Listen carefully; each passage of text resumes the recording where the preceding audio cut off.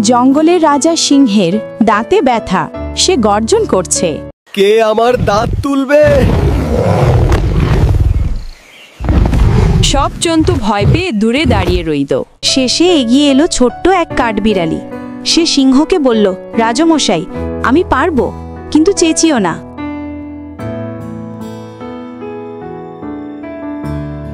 সিংহ রাজি হলো। ভয় নেই মহারাজ, আমি খুব সাবধানে এটা বের করে দেব। ঠিক আছে, তুমি শুরু করো। কাঠবিড়ালি একটা কাঠি দিয়ে দাঁতটা আলতো করে নাড়ালো, টুপ, দাঁত পড়ে গেল। সিংহ খুশি হয়ে বলল, তুমি ছোট হলেও বীর। সব জন্তু হাততালি দিল। যদ্যও তুমি ছোট, তুমি সাহসী।